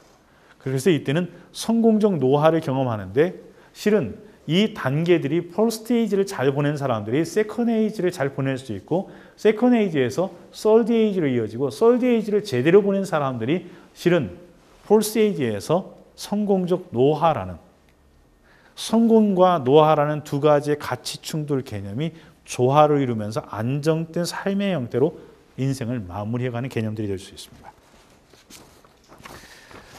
윌리엄 세들러가 말하는 서드 에이지는 OD와 OR로, 5R로 나눠집니다. 그래서 실은 40 이후의 우리의 인생 속에서는 쇠퇴와 질병과 의존과 우울과 노망이라는 이 5D가 형성되어지는 반면에 다시 우리의 인생을 잘 전환할 때 5R이 생길 수 있다는 것입니다. 그것은 갱신과 갱생과 쇄신과 원기 회복과 회춘이라는 것이죠. 이런 인생의 새로운 변화와 성장을 위해서 6가지 원칙을 이야기하고 있는 것이 뭐냐면 첫 번째, 중년기의 정체성 확립입니다. 나중에 제가 말씀드리겠지만 과연 내가 내 인생의 중심으로서 자기를 인식하고 자기를 세워가고 있냐는 것이죠. 중년기의 가장 중요한 문제는 내가 나를 받아들이는가의 문제였더라고요. 청소년기에 형성되었던 정체성이 이제는 중년기에 구체적인 삶의 능력과 함께 주어진 내 인생을 다시 한번 조망해보는, 그래서 남은 인생을 어떻게 가치 있고 의미 있게 살 것인가에 대한 자기 정체성이 확립되어져야 되고요. 두 번째는 일과 여가 활동의 조화가 필요하다는 것입니다. 노는 것도 연습이 필요합니다. 여러분, 퇴직 이후에 가정에 돌아가고 난 남자 스케줄은 뭐밖에 없어요? 3가지밖에 없습니다. 그게 뭔지 아십니까? 아침, 점심, 저녁. 근데 아내들은 스케줄표가 없습니다. 근데 일주일 내내 바쁘십니다. 한 달 내내 분주합니다. 1년 내내 쉬는 날이 없으십니다. 그분들은 집에서 보내는 일들이 익숙합니다. 그런데 우리는 어떠세요? 가정 안에서 시간 보내는 게 익숙해요. 대화법도 여러분 가만히 보세요. 집에서 내가 나누는 대화가 직장에서 나누는 대화 패턴들을 혹시 갖고 계시지 않습니까? 한 방송국 차장이 자기 뉴스팀에서 가정과 관련된 특집을 만드는데 생각해 보니까 자녀하고 대화를 별로 한 게 없대요. 실제로 그 뉴스팀이 기획 회의를 저한테 하루 와서 했던 얘기입니다. 그래서 집에 들어와서 공부하고 있는 아들을 불러냈대요. 야, 누구야 나와봐라. 그리고 딱 왔는데 그랬대요. 야, 너 학교 생활 어떠냐? 그랬더니 그 아들이 그러더래요. 조 차장은 회사 생활 어떠세요? 근데 갑자기 숨이 턱 막히고 할 말이 없더래요. 그래서 밖에 일은 우리 묻지 말자. 그리고 건의할 거 없냐 그랬더니 건의사? 그게 뭔데요? 됐다 들어가라. 씁쓸하더라는 것이죠. 우리는 가정 안에서 아내와 자녀들과 대화하는 법들을 배우지 못했습니다. 이제는 그러한 것들이 실질적으로 우리의 여가 생활 속에서 함께 배워져 가야 되고 준비되어져야 된다는 것이죠. 바로 이런 것들이 자신에 대한 배려와 타인에 대한 배려가 조화가 이루어가고 있는 겁니다. 여러분, 내가 존중받지 못한다고 생각하는 순간 타인을 존중할 수 없습니다. 제가 아침에 사무실에 나와서 왜 커피 한 잔, 차 한 잔을 정성스럽게 준비해서 나를 대접하는 줄 아십니까? 사람은요, 내가 나를 존중할 때 누군가를 존중할 수 있어요. 여러분, 아침에 다 일어나셔서 거울 보시죠? 안 보세요? 저는 꼭 봅니다. 많은 분들은 대충 널어도 되지만 몇 개 안 남은 저로서는 잘 정돈이 필요합니다. 여러분, 이 그 자연보호라는 개념을 저의 얼굴을 보면 금방 알 수가 있어요. 그런데 여러분, 이 거울을 보고 난 뒤에 여러분 마지막 표정이 어떻습니까? 남자들은 지가 무슨 최민수입니까? 째려봅니다. 그러지 마세요. 나를 보고 웃으세요. 그 사람은 오늘 어떤 일이 있어도요, 웃고 지나갈 수 있어요. 우리가 잘 하는 말 있잖아요. 거울은 먼저 웃는 법이 없다. 나의 얼굴의 미소는 내가 보는 것이 아니라 누가 봐요? 나와 마주한 사람이 보고 있다는 것이죠. 안경까지 쓰고 계셔도 자기 얼굴 못 봐요. 그죠? 본다면 정말 특별한 분이세요. 아주 특별한 분이세요. 바로 나의 마음, 나의 미소는 누가 봐요? 나와 마주한 사람. 그래서 아까 그랬죠. 당신이 축복이다라고 이야기한 이유가 거기에 있습니다. 그래서 우리가 자신에 대한 배려가 있는 순간 타인에 대한 배려가 가능해질 수 있다는 것입니다. 네 번째는 용감한 현실주의와 낙관주의의 조화가 필요합니다. 꿈은 같되 어떻습니까? 내가 지금 할 수 있는 것과 할 수 없는 것, 준비해야 될 것이 무엇인지를 가져야 되죠. 저는 한 10여 년 동안 제 마음속에 깊이 담아두고 있던 유대인 한 격언이 있습니다. 머리를 숙이면 진리를 줍는다. 내가 머리를 들어야 되는 순간까지는 머리를 숙이고 배우고 익히고 채우는 일들이 필요한 것입니다. 그래서 어떻게 해요? 내가 내 목표를 향하여 바라보고 일어서서 걸어갈 수 있을 때 그 순간에 내 허리를 펴고 나가는 겁니다.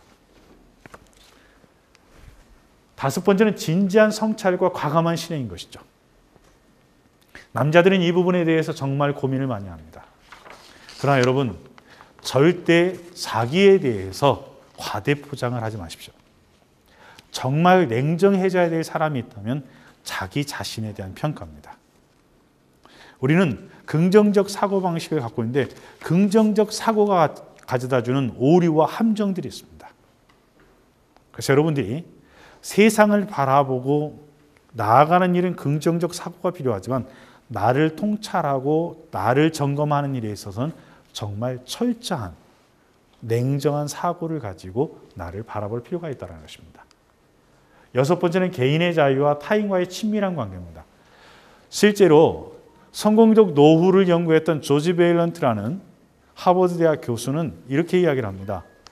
내가 노년기에 얼마나 많은 친구들이 있는가, 또 가족과 얼마나 좋은 관계를 갖고 있느냐에 따라서 성공적 노후의 여부가 결정되어질 수 있다는 것입니다. 여러분 핸드폰 갖고 계시죠? 거는 전화가 많습니까? 오는 전화가 많습니까? 또 하나 물어보겠습니다. 오는 전화 중에 나에게 마음을 나누는 전화가 많습니까? 나에게 뭘 시키는 전화가 많습니까? 핸드폰 없으면 좋겠죠. 근데 여러분 왜 그렇게 좋은 핸드폰 못 가져서 안달이십니까? 그 핸드폰만 바라보고 위로받고 싶으십니까? 근데 그 핸드폰이 가져다주는 내 인생의 굴레, 편리함이 내 인생의 자유와 내 인생의 편안한 시간들을 그만큼 차단하고 구속해버리는 것이죠. 그래서 우리가 돈을 지불하고 있는 많은 것들이 내 마음까지도 지배해버리고 내 생활의 여유까지도 가져가 버릴 때가 참 많습니다. 우리는 여기서 한 가지 질문해 봐야 될 것이 있습니다. 내 인생의 후반전 언제부터 준비해야 되는가? 지금입니다. 왜 지금이냐고요? 지금 저 질문을 했으니까. 너무 복잡하게 생각하지 마세요. 인생은 단순하잖아요. 우리는 머릿속에서 너무나 복잡하게 생각하는 데 문제가 있어요. 농담처럼 한 말을 갖다 아주 진지하게 생각하시는 분들이 있잖아요. 그죠? 여러분 조크를 다큐로 받는 분들이 있습니다. 조크를 다큐로 받는다는 말이 무슨 말인지 또 네이버에 가서 물어보시는 분들이 계십니다. 네이버에서 안 되니까 또 구글로 넘어가서 물어보시는 분들이 계십니다. 그러면 인생 참 어렵습니다. 우리는 미래를 위하여 갖춰야 될 세 가지 능력이 필요하답니다. 하나는 지식입니다. 근데 지식은요, 배움을 통해서 얻을 수 있대요. 또 하나는 노하우입니다. 이건 시간이 해결해 주는 일입니다. 경험을 통해서 얻어갈 수 있습니다. 가장 중요한 게 있습니다. attitude, 태도입니다. 태도는 모든 것입니다. 할 수 있는가와 할 수 없는가는 바로 무엇이 결정하냐면 바로 내 태도가 결정하는 것이죠. 저는 이런 태도를 갖고 삽니다. 한번 같이 읽어볼까요? 시작. 날씨는 못 바꿔도 인생의 날씨는 바꿔 살자. 비 오는 날 비 그칠 수 있어요? 없어요? 없어요. 그날 그러면 뭘 쓰고 가죠? 우산을 쓰고 가요. 형편이 좋아서 지하 주차장에 차를 넣을 수 있다면 그날은 비를 맞습니까? 안 맞습니까? 안 맞은 거예요. 그러면 비는 오지만 내 인생에 비는 내리지 않는 거거든요. 근데 우리는 참 재미있어요. 우산을 쓰고도 비가 온다고 짜증을 내고 있어요. 우산을 쓰고 있다면 지금 나는 뭘 안 맞는 거예요? 비를 안 맞고 있는 거거든요. 그래서 저는 생각했어요. 제가 마흔이 되면서 제 마음속에 생각한 것이 뭐냐면 날씨는 못 바꿔도 인생의 날씨는 바꿔 살자. 좀 더 생각을 다르게 하면 보인다. 왜 꼭 똑같은 방식으로 생각하면서 똑같은 좌절들을 내 삶에 가져오는가? 또 하나 제 마음속에 새기는 이야기가 있습니다. 같이 한번 읽어볼까요? 시작. 앞뒤가 막히면 위로 구멍을 뚫어. 제 업무 노트에 적어놨던 말입니다. 사람은 앞뒤 막히면 안 된다고 주저앉아요. 어디 열려 있어요? 위 열려 있어요. 체력 좋으면 밑도 열려 있어요. 안 된다고 하는 순간 어떻게 해요? 안 되어지는 것이죠. 여러분 불가능이라는 단어를 우리는 참 좋아합니다. 불가능합니다. 그거 안 됩니다. 불가능합니다. 근데 안 된다라는 말에 아니라는 단어를 없애고요. 불가능이라는 단어에 불자를 없으면 된다는 말과 가능밖에는 남지 않는다는 것입니다. 1%의 가능성과 99%의 불가능이 보일 때가 있습니다. 저는 어떤 사고를 갖고 있냐면 계란으로 바위 칠 일이 있으면 바위로 칩니다. 왜? 깨질지도 몰라요. 왜? 남들이 하도 계란을 많이 던져놨기 때문에 금이 다 갔는데 내가 던지는 순간 뭐 할 수 있어요? 깨질 수 있어요. 1%의 가능성이 99%를 역전시킬 수 있다는 것입니다.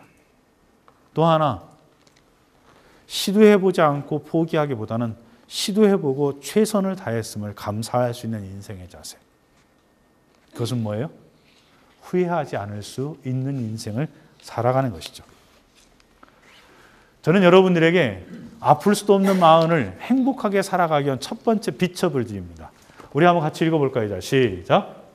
자기 자신을 받아들여. 여러분 자신들을 받아들이십니까? 아까 거울 얘기했죠? 거울 보면서 왜 안 웃는 줄 아세요? 내가 싫은 거야. 거울 속에 보이는 내가 싫어. 저희 집의 엘리베이터에 딱 엘리베이터가 열리면 거울이 하나 큰 게 있습니다. 제가 사무실에서 원고를 쓰고 밤늦게 들어가는데 새벽 1시쯤 됐는데요. 제 손에는 늘 두 개의 가방이 들려 있습니다. 하나는 카메라 가방과 하나는 노트북 가방입니다. 이번에 아플 수도 없는 마음이다라는 책에 있는 사진들이 있을 겁니다. 그 사진들은 실은 제가 찍은 사진들입니다. 제 취미생활로 찍었던 사진들을 그 책에 넣어놨습니다. 카메라 가방을 하나 들고 노트북 가방을 하나 드는데 아침마다 제 아내가 가끔 묻습니다. 여보 그거 왜 들고 가요? 이건 카메라가 아니라 마음이야 마음. 하루에 한 번도 카메라 못 꺼내볼 때가 있습니다. 근데 어떤 느낌? 약간은 놀러 가는 느낌, 약간은 또 뭐 하는 느낌? 일하는 느낌 두 개를. 그래서 일하는 게 너무 고달프다 싶으면 놀러 가는 느낌으로 가고요. 너무 놀아서는 안 될 것 같고 인생을 좀 제대로 살아야 할 것 같으면 노트북을 보면서 열심히 해야지 하고 갑니다. 그런데 그런 두 마음을 갖고 살았는데요. 저녁에 들어오는데 얼굴은 푸석푸석해갖고 풀려 있죠. 충혈돼 있죠. 지쳐 있어요. 타이는 뭐 반쯤 풀어져 있죠. 옷은 양쪽에 가방을 맸으니 헝클어져 갖고 보는데 몸매는 옛날 몸매가 아니에요. 내가 싫은 거야. 그래서 엘리베이터 내려가고 걸어 올라갔어요. 4층밖에 안 되기 때문에. 내가 싫을 때가 있어요. 우리는 내 자신을 받아들여야 돼요. 저는 여러분 이 밑에는 괜찮습니다. 누구하고도 비교할 수 있습니다. 근데 이 위에는 제 탓이 아니라 우리 아버지 탓입니다. 우리 아버지께서 빛나는 인생을 살았기 때문에 저도 어쩔 수 없이 빛나는 인생을 살아갑니다. 고딩인 제 아들이 요즘에 한껏 멋을 내면서 무슨 머리 3주에 한 번씩 헤어스타일을 바꾸십니다. 그래서 제가 그러죠. 다 소용없다 빠지니라. 그러면 나보고 뭐라는 줄 아세요? 아빠가 아니라 왼수래요. 그랬거든요. 다 소용없다. 옛날에 나도 이렇게 하면 착 넘어갔다. 근데 탁 넘어갔던 것이 어느 한순간에 날아가고 없더라. 누가 저에게 발모제를 선물해 주기도 해요. 근데 안 씁니다. 왜? 바르다가 여기서 털 날까 봐. 여기 놔야 되는데 여기 나면 어떻게 해요? 또 하나, 그게 싫어요. 왜? 있는 그대로 살고 싶어요. 그 없는 거 자꾸 덮어 쓰니라고 스트레스 받고 누구 오면 그것으로 먼저 가잖아요. 또 집에 들어와서는 밖에서 보여줬던 내가 아닌 거예요. 그래서 제가 하나 생각한 게 있어요. 있는 그대로 살자. 왜? 지금 머리털 갖고 승부수 낼 일이 하나도 없어요. 결혼을 할 일도 없고 다른 일이 아무것도 없는 거예요. 뭐 얼마나 좋아요. 내가 있는 곳은 전부 다 빛나는 곳인데. 그리고 내가 스스로 무슨 생각하냐면 빛나는 인생을 살고야 말 것이다. 다 부심을 갖습니다. 그래서 있는 거 소중하게 자연보호 잘하고 살아갑니다. 저는 제 자신을 받아들이려고 애를 써보고 살아갑니다. 여러분, 우리는 돈과 많은 명예들을 쫓아갑니다. 근데 과연 우리가 그렇게 믿고 쫓았던 것들이 우리에게 가져다 준 게 뭘까요? 여러분, 그렇게 중요하다고 여기면서 많은 노력들을 기울였는데 진짜 여러분 인생에 중요했습니까? 절망과 후회와 아쉬움밖에 가질 수밖에 없었던 이유가 뭘까요? 여러분, 이 사진을 보시죠. 혹시 이 사진의 주인공이 누군지 아십니까? 아시는 분? 네, 누굽니까? 마라톤 선두 달리다가 방해해서 탈락하셨네요. 얼마 전 마라톤 때. 네, 제가 선물을 하나 드리겠습니다. 바로 리마라는 선수죠. 4년 동안 마라토너로서 올림픽을 준비했고요. 우승 주자로서 잘 가고 있었는데 주로에 이 회방꾼 한 사람이 들어와서 밀쳐버린 것입니다. 우리는 누구도 자신의 인생을 소중하게 여기고 최선을 다해서 살아가려고 합니다. 근데 가끔 우리의 인생의 회방꾼들이 등장할 때가 있죠. 근데 결국 이 사람은 포기하지 않고 뛰었습니다. 그래서 동메달을 땄습니다. 사람들은 동메달밖에 갖지 못한 3등짜리의 실력이라고 보지 않았습니다.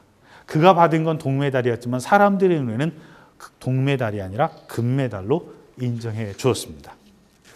우리는 우리의 인생을 한번 뒤돌아보십시다. 그동안 나는 어떤 부분에서 실패자로 살아왔다고 내 스스로 낙인 찍고 있는가? 또 나 스스로를 어떤 일에 무기력하다라고 결정하고 나를 정지하고 있는가? 또 나는 남자답게 사는 일에 실패한 영역들이 무엇인가? 우리는 우리 스스로에게 이런 질문들을 과감하게 던져볼 필요가 있습니다. 왜? 나를 제대로 이해할 때 비로소 나를 받아들일 수 있기 때문에 그렇습니다. 우리는 힘겹게 애써서 위기를 극복하며 살아온 지나온 나의 인생들을 뒤돌아봤을 때 행복했는가? 불행했는가? 조병화 시인, 제 책에도 제가 기록해놨는데 우리 한번 같이 읽어볼까요? 자, 시작. 결국 나의 천적은 나였던 것. 가만히 보면요. 누가 내 인생에 뛰어들어서 나를 밀쳐냈던 회방꾼은 많지 않았습니다. 바로 내가 내 인생의 회방꾼이었을 때가 많아요. 제가 KBS에서요. 은퇴자들, 퇴직자들 교육을 시키면서 이런 워크숍을 해봤어요. 직장 생활을 하면서 고마웠던 분 3분의 이름을 기록해봐라. 그리고 진짜 나를 열받게 했던 사람들 3사람의 이름을 기록해봐라. 그랬더니 앞부분은 못 써요. 근데 뒷부분은 칸이 부족하대. 가만히 보면 우리는 너 때문에 안 됐고 누구 때문에 안 됐다라는 이야기는 많이 해요. 근데 자 보세요. 자 한번 이렇게 해봅시다. 당신 때문에. 한번 따라서 해보세요. 당신 때문에. 상대방을 탓하고 있잖아요. 근데 보면요. 내 인생의 운명이 아주 안 좋아서 그렇다고 하늘도 원망을 하고 있어요. 그죠? 하늘은 왜 나를 이렇게 만들어 놔가지고. 근데 뭐 나머지 손가락은 어디가 있죠? 자기 자신을 향한 것은 교묘하게 감싸 안아서 딱 쥐고 있는 것입니다. 여러분, 우리는 우리의 인생을 한번 점검해 볼 필요가 있습니다. 여러분, 이 시상대를 좀 보십시오.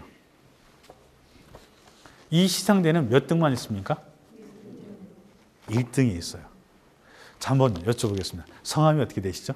송영대입니다. 송영대님. 송영대라는 이름을 가진 사람은 많이 있죠. 근데 지금 말씀하시는 송영대는 세상에 몇 사람 있습니까? 한 사람. 그러면 우리 한번 다 같이 따라서 해볼까요? 나보다 내 인생을 더 잘 산 사람은 하나도 없다. 송영대라는 이름을 가진 사람은 많지만 바로 내가 살아온 삶의 흔적을 가지고 힘겹고 어려운 인생을 이기고 성장해온 바로 지금 이 자리에 있는 나는 세상에 딱 한 사람밖에 없다는 것이죠. 그렇다면 여러분 우리는 남자들이 차를 보고 열등감 같죠. 그죠? 아파트 평수 갖고 열등감 같죠. 그리고 남자들은 명함놀이 하면 이미 질서가 딱 끝납니다. 내가 여기서 거들먹거려도 되는지 아니면 조용히 픽사리 하고 있어야 될지 남자들이 인사 딱 카드놀이 하고 나면 서열이 딱 결정되죠. 그렇게 인생 주눅 들지 말라는 거죠. 우리는 우리 자신의 인생을 돌아봅시다. 누구도 내 자신의 인생을 대신 살아줄 사람이 있어요? 없어요? 없습니다. 그러면 우리는 우리 자신에게 이렇게 한번 이야기해 봤으면 좋겠습니다. 따라서 합시다. 나는 내 인생의 챔피언이다. 여러분 어깨를 펴십시오. 자신감을 가지십시오. 누구도 내 인생의 자리에 왔을 때 나보다 내 인생을 더 잘 살 수 있는 사람은 없습니다. 그래서 우리는 우리의 인생에 대해서 선언하고 선포해야 됩니다. 나는 내 인생의 챔피언이다. 저는 그래서 가정 안에서 가족들에게 이런 얘기를 합니다. 아버지, 당신은 우리들의 챔피언입니다. 저는 남자들의 인생에 우리가 받아야 될 인생의 끝자리에 금메달이 있다면 바로 자녀들에게 이 이야기를 들을 수 있으면 그 인생은 성공할 수 있다고 생각합니다. 제가 마흔이 되면서 제 마음속에 저를 자유롭게 했던 하나의 행복론이 있습니다. 바로 70%의 행복론입니다. 여러분 우리가 이 컵을 가지고 많이 이야기를 하죠. 반이 있을 때 반밖에 없다고 이야기하는 사람, 또 반이나 남았다고 이야기하는 사람. 저는 그런 얘기가 아닙니다. 꽉 채워져야 만족하는 인생이 아니라 70%만 채우자라는 겁니다. 여러분 모두가 다 1등 해야 되나요? 사람들이 그러잖아요. 1등만 하는 더러운 세상. 그래도 해보고 싶다. 아침에 우면산을 올라가는데요. 산꼭대기까지 올라가고 막 올라가요. 아침에 출근해야 되니까 막 올라가요. 올라가고 난 다음에 또 연락이 내려와요. 그 산을 왜 올라가는지 모르고 올라갔다가 야호 한번 하고 어떻게 해요? 왜 올라갔는지 모르고 막 내려가는 거예요. 자빠질 듯이 내려가는 거예요. 그러면 어떻게 해요? 오늘 나 산을 갔다 왔다. 이게 바로 우리들이 살아가는 인생의 모습이라는 걸 알게 됐어요. 제가 같이 올라가다가요. 7분 음성에 딱 앉아가지고 쉬었어요. 바위에 딱 앉아서 쉬니까요. 산바람이 다 느껴져. 솔잎 냄새 느껴져. 우면동과 양재동이 다 보여. 보니까 꼭대기서 보나 여기서 보나 보이는 게 뭐야? 별반 차이가 없어.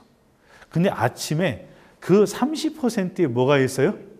여유가 있더라는 거예요. 여러분 우리는 그동안 돈을 벌기 위해서만 노력해왔죠.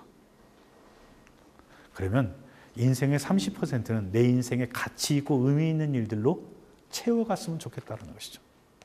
내 인생의 30%는 성공이다, 실패다라고 이야기하지 않는 삶의 영역들을 만들어갔으면 좋겠다는 것입니다. 그것이 바로 내가 누군가와 비교했을 때에도 실패했거나 성공했다고 평가받지 않을 수 있는 내 인생의 최소한의 영역들. 그래서 나를 가치 있게 만들고 의미 있게 만드는 영역을 30% 정도 만들어 놨으면 좋겠다. 그래서 저는 요즘에 그런 생각합니다. 해봤으면 됐지. 여성들이 왜 이렇게 화장품 값을 많이 써요? 여자들이 남자들보다 10년을 더 산대요. 그 이유가 뭔지 아세요? 여러분 우리가 가끔 운전하고 하다 보면 진짜 재밌는 거 보이잖아요. 뒤에 있는 여성 운전자들. 앞에서 백밀러로 보는지도 모르고 어떻게 해요? 얼마나 막 화장을 오묘하게 하는지 몰라요. 근데 화장 딱 끝나고 난 뒤에 딱 한마디 한다고 했잖아요. 너무 이쁘다. 그 말 한마디가 10년을 더 살게 한다는데 그 말 한마디를 스스로 하고 싶어서 얼마나 많은 화장품 값을 드립니까? 우리는 너무나 많은 것들을 유지하려고 그래요. 유지하려고 하지 마세요. 따라서 봅시다. 인생이 바뀔수록 생활 습관도 바꿔가자. 60 먹은 분이 20대처럼 뛰어다닐 수 없다는 겁니다. 그러면 그때는 신발도 달라져야 되는 것이죠. 자, 두 번째, 관계를 새롭게 하라는 것입니다. 여러분, 보호자는 누구십니까? 보호자 있으세요? 지금은 제가 보호자인 것 같은데. 왜 혼자 계세요? 아니, 가족들 없으세요? 있지만 보호자라고까지는. 제가요, 한 번은 몸이 너무 아팠고 막 열이 나고 그래서 병원에 갔어요. 근데 제 아들하고 제 아내하고 같이 가는데 제 아들이 그래요. 엄마, 왜 따라가요? 그러니까 제 아내가 그래요. 보호자야. 나는 네 아빠 보호자야. 근데 내가 픽 웃었어요. 근데 정말 그 말이 의미 있었어요. 그때 제가 하나 느낀 게 뭔지 아십니까? 내 인생에도 보호자가 있구나. 내 인생에도 보호자가 있구나. 어렸을 때는 아이들이 어렸을 때 내가 아이들을 돌봐주죠. 근데 여러분 그거 아십니까? 요즘 10대들이 제일 걱정하는 대상이 누군지 아세요? 부모들이에요. 저분들 좀 행복하게 살았으면 좋겠대요. 그러니까 옛날에는 애들을 우리가 걱정했는데 요즘은 애들이 누굴 걱정해요? 어른들을 걱정해요. 실은 내가 가족이 있다면 가족이 나의 보호자가 되는 것입니다. 또 하나, 우리는 왜 그토록 그렇게 열심히 일하세요? 여러분, 기념일 되면 좋은 식당에 가서 맛있는 식사 시켜놓고 뭐라고 합니까? 야, 우리 행복하게 살자. 그죠? 그리고는 그 다음에 하는 얘기 뭐죠? 먹자. 그래서 행복은 먹자. 진짜 내가 꿈꾸는 행복이 우리의 가정 안에서 이루어지고 있습니까? 그 행복한 추억들을 가족들이 갖고 계십니까? 제가 하루는 강의를 마치고 왔는데 제 책상 위에 홍삼 한 병이 놓여져 있었습니다. 근데 보너스 한 병 더라는 이 그림이 붙어 있는 거예요. 뭘까 하고 열어봤어요. 그랬더니 이런 거였습니다. 아빠, 요즘 많이 피곤하시죠? 뭐니 뭐니 해도 건강이 최고, 힘내삼. 홍삼 한 병에 뭐예요? 힘내삼. 이걸 먹을 수 있을까요? 없을까요? 거의 그 마약 먹은 사람처럼 풀어져가지고 너무 행복해하고 그러고 보고 실실 정신 없어진 거죠. 혼수 상태에 빠진 거죠. 딸아이의 사랑에. 왜 안 먹냐? 그래서 야, 이걸 어떻게 먹냐? 아빠 못 먹었더니 아유, 그냥 딱 뜯어갖고 힘낸 사람 딱 주는 거예요. 그거 먹고 아직도 살아 있습니다. 제 고등학교 다니는 딸아이가 3학년 때 제 책상에 놔줬던 동시가 이겁니다. 아빠 손을 잡으면 부드럽고 기분이 좋아요. 아빠 손을 잡으면 마음이 편안해요. 아빠 손을 잡으면 길에서 쌩쌩 달리는 차도 무섭지 않아요. 아빠 손을 잡으면 사랑이 느껴져요. 이런 마음이 저에게 오는데 제가 그 아이들을 사랑하지 않고 배길 수 있나요? 저녁에 밤늦게도요. 아이들 잠자는 시간, 아이들 방에 가서 얼굴을 보면 책임과 의무감보다는 저는 감사와 행복이 밀려옵니다. 왜? 나와 함께 해줄 사람. 정말 나를 늘 언제든지 이해해주고요. 때로는 아이들이요. 정말 저를 행복하게 만들어줘요. 가족여행을 갔다 오고 나면 제 아내가 이야기를 합니다. 얘들아, 우리 안마 해드리자. 그러면요. 저희 집에 애들이 셋밖에 없거든요. 학생은 넷이에요. 아내도 공부를 합니다. 그런데 제 아내가 뭐라고 하냐면 야, 얘들아, 아빠 안마 해드리자. 그러면 여러분 자식은 꼭 셋을 낳아야 돼요. 하나씩을 다 붙듭니다. 가족이 넷이면요. 온몸 마사지를 받을 수 있습니다. 그거 받고 나면요. 금세 이런 말 나와요. 우리 어디 갈까? 가족들과 함께하는 시간이 참 좋습니다. 여러분 이 어플 아시죠? 요즘에 저희 집에 그 저녁 그 간식의 대세는 불족발입니다. 아빠 불족발 사오세요가 아이들의 요즘에 주된 주문인데 제 사무실 집 근처에 아주 맛있게 하는 집이 있습니다. 혹시 전화번호가 필요한 분은 제가 알려드리도록 하겠습니다. 근데 불족발을 먹는데 아이들이 사진을 찍으면서 이렇게 신용을 내고 때리는 신용을 내고 맞은 듯한 포즈를 치면서 사진을 찍는 것을 자기들끼리 하면서 족발 그 뼈 가지고 장난을 치는 거예요. 그래서 먹다가 이제 애들하고 그 장난을 하다가 진짜 갑자기 이 어플이 딱 생각이 나는 거예요. 그래서 제가 밤 12시 넘어서의 저의 목장입니다. 지금 이런 목장 아니고 제가 오늘 커밍아웃을 좀 제 속사를 좀 하도록 하겠습니다.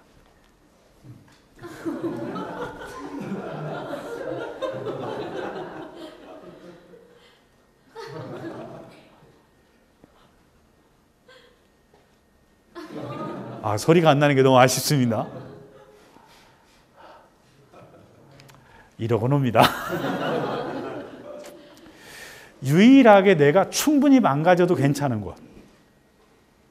내가 내 아이들의 인생의 놀이터가 될 수 있는 것. 그리고 권위라는 이름으로 폼재지 않아도 내가 존경받을 수 있는 것. 그것이 가정이더라고요. 그래서 저는 이렇게 얘기합니다. 실패할 수 없는 것이 바로 가정이고 내 인생의 행복발전소가 바로 가족이다라는 겁니다. 그래서 이번에 아플 수도 없는 마음이다라는 책을 쓰면서 4번째 챕터를 뭘 썼냐? 바로 내 인생의 행복발전소. 가족이라는 것이죠. 인생의 우리의 마지막 성공은 어디서 찾느냐? 가정 안에 있다는 것입니다. 여러분 인생의 마지막 순간 내 인생을 결정짓는 한마디는 누가 하는 줄 아십니까? 내 마지막 순간을 지켜보는 가족들입니다. 저는 30대 때 호스피스를 해봤습니다. 세상을 떠나가는 그 임종 환자들의 끝을 보면서 정말 인생의 끝을 내줄 수 있는 나의 마지막 사람이 누구인가? 가족이더라고요. 그래서 저는 요즘에 그런 얘기를 합니다. 돈 너무 많이 모으려고 펀드 들지 마라. 펑나면 인생 펑난다. 또 건강하게 오래 살려고 운동 너무 열심히 하면 과로사로 죽더라. 그것도 적당히 해라. 근데 돈 떨어지고 몸 아팠을 때에 나와 함께 해줄 가족들을 위하여 행복 펀드를 들어라. 작은 일상 속에서 작은 행복 하나하나를 마음에 채워놓으면 내가 돈이 떨어지고 내가 건강이 무너져도 내 인생에 함께 해줄 수 있는 가족들은 나와 함께 있다는 것입니다. 저는 요즘에 이 말을 많이 생각합니다. 뭐라고요? 인생 공감. 여러분 한번 생각해 보십시오. 직장생활 힘들고 어려운데 혹시 아내들이 묻습니까? 여보 힘들지 않아? 그런 얘기 들어보신 적 있나요? 야, 너희 아빠 얼마나 고생하시니? 이런 얘기 듣고 싶죠? 듣고 싶어요. 제가 한 번은요, 강의를 하면서 그런 얘기를 했어요. 집에 들어가면 혹시 자녀들이 와서 이렇게 안아주는 사람들, 가족들이 안아주는 사람 그때 손 들어보랬더니 몇몇 손 들어요. 누구냐? 애들이 유치원 미만 다니는 아이들. 그러니까 옆에서 40, 50대들이 뭐라는지 나도 옛날에 그랬어. 근데 요즘은 어때요? 나왔어 그래도 쳐다 안 봅니다. 나왔다니까 그러면 뭐라 그래요? 애 공부하는데 조용히 해. 아내도 안 안아준대요. 애들도 안 안아준대요. 그래서 제가 그랬어요. 그럼 우리끼리라도 안아주자고. 그리고는 남자들끼리 앉게 해줬어요. 그리고는 불을 좀 꺼줬어요. 조금인데 눈물 소리가 나요. 흐느끼는 소리가 나요. 외로운 거예요. 너무 힘든 거예요. 정말 우리는 서로 삶을 공감해주고 위로해줄 수 있냐는 겁니다. 과연 우리의 인생 가운데 가정 안에서 부부가 함께 서로 직장 생활이 힘들고 어려운 것들을 공감해 준 적이 있습니까? 제 아내가 퇴직하고 난 뒤에 저한테 치명적인 질문 하나를 했습니다. 당신 내 마음 알아요? 근데 제가 그때 까불었어요. 알지? 내가 왜 몰라? 그랬더니 제 아내가 딱 한마디 눈물 한 방울 딱 흘리면서 하는 얘기, 진짜 내 마음 알아요? 그 순간에 급 겸손해졌습니다. 여보 미안해. 아직도 미안해요. 우리는 함께 서로의 인생을 같이 공감할 수 있는 가족이었으면 좋겠습니다. 아이들이 아빠의 인생의 마음, 힘들고 어려운 것, 어떤 꿈을 갖고 있는지 같이 공감했으면 좋겠고요. 부부가 같이 인생을 공감했으면 좋겠다는 생각을 해요. 그래서 뭔가 부부가 같이 공감할 수 있는 이야기들을 좀 모아봤으면 좋겠다라고 하면서 글을 써왔고 그것들을 모아서 출판을 하게 된 것입니다. 세 번째는 이것입니다. 같이 읽어볼까요? 자, 시작. 후회 없는 나만의 인생을 준비하자. 죽을 때 후회하는 5가지, 제 책에도 제가 기록해놨는데요. 내 뜻대로 살 걸, 또 일 좀 덜 할 걸, 화 좀 덜 낼 걸, 또 친구들을 좀 더 챙길 걸, 도전하며 살 걸. 실패한 인생은 껄껄껄 하며 산다는 것입니다. 근데 우리가 한 가지 생각해 보십시다. 우리는 미련 없이 후회할 것 없이 현재를 좀 즐겁게 살았으면 좋겠어요. 내가 지금 할 수 있는 것들, 내가 해낼 수 있는 것들, 여러분 후회할 만한 것들이 있으면요 한번 목록으로 만들어 보세요. 제가 엊그제 문화일보에 그런 칼럼을 썼어요. 여러분 마무리 못한 것들을 좀 한번 해보세요. 여러분 책꽂이에 꽂혀있는 책 있죠? 읽다가 말고 꽂아놓은 책 없어요? 그 책 나머지 좀 읽어보세요. 그리고 옛날에 뭔가 배우다가 중간에 포기한 거 있잖아요. 그거 한번 시도해보세요. 왜 맨날 하다가 맙니까? 좀 끝까지 다 해보세요. 제가 책을 쓰면서도 고민이 그거였어요. 이 책을 사람들이 읽다 중간에 안 덮었으면 좋겠다. 마지막 페이지까지 마치 맛있는 음식은 끝까지 싹싹 긁어 먹잖아요. 책도 좀 마지막 페이지까지 끝까지 다 읽었으면 좋겠다. 근데 몇몇 기자들이 와서 그런 얘기를 하더라고요. 오랜만에 마지막 글자까지 다 읽었다고. 밥 사줬어요. 왜? 가장 큰 격려였으니까. 우리는 좀 뭔가 후회 없이 현재를 즐겁게 살아가는 일들이 필요하고요. 한번 같이 읽어봅시다. 자, 시작. 꿈을 갖고 있는 마흔에게 인생의 정년이란 없다. 잘 산다라는 말을 어떤 분은 잘이라는 말을 이렇게 하게 돼요. 자라간다. 국어사전 찾지 마세요. 안 맞는 말이에요. 그냥 그렇게 이해하더라고요. 근데 개똥철학 같은 그 말이 저는 괜찮았어요. 잘 산다는 건 뭐라고요? 자라가는 것. 꿈이 있다는 것은 가만히 있지 않고 자라가는 인생이 되어진다는 것이죠. 유태영 박사가 인생에서 진정한 승자는 자신의 꿈을 이룬 사람이라는 겁니다. 꿈이 있다면 여러분 실패한 사람이 아닙니다. 꿈이 없고 실패한 인생은 어떤 인생이냐? 포기한 인생입니다. 뭔가 하고 있다면 여러분, 여러분들의 인생은 가치 있고 의미 있는 인생을 지금 살아가고 있습니다. 그 후회에 대한 이야기를 썼던 브로니 웨어라는 이 간호사는 실은 안평동에서 만난 사람들의 후회를 모아서 얘기해놨습니다. 그는 이렇게 얘기합니다. 인생은 선택, 그리고 이 인생은 당신의 것. 의식적이고 현명하게, 솔직하게 당신의 인생을 선택하라. 행복을 선택하라고 이야기합니다. 그래서 저는 요즘에 이런 얘기를 합니다. 영화도 나왔죠. 그리고 버킷리스트 책도 나왔어요. 근데 가만히 생각해 보니까 이것만큼 웃기는 게 없어요. 어떻게 인생을 죽기 전에 한풀고 살기 위해서 살아갑니까? 웃기지 않아요? 똑같이 쓰는 건데 버킷리스트라고 써요. 죽기 전에 하고 싶은 거. 이거 다 하고 나면 죽어야 돼. 살아있으려면 뭐 해야 돼요? 몇 가지 더 써놔야 돼. 했는데도 아직도 안 죽었어. 그러면 또 써야 돼. 인생이 너무 웃기는 거예요. 그래서 제가 요즘에 무슨 생각하냐? 버킷리스트 쓰지 말고 살아있는 동안에 행복해질 수 있는 뭘 쓰자? 행복리스트. 여러분, 수첩 하나를 갖고 다니세요. 그러면서요, 하고 싶은 거 써보세요. 그리고 실제로 해보세요. 저는 제 메모장에 가보고 싶은 음식점, 가보고 싶은 촬영지, 또 제가 해보고 싶은 것들 다 메모장 하나를 갖다 놓고 거기에다가 올려놓고 기록해 둡니다.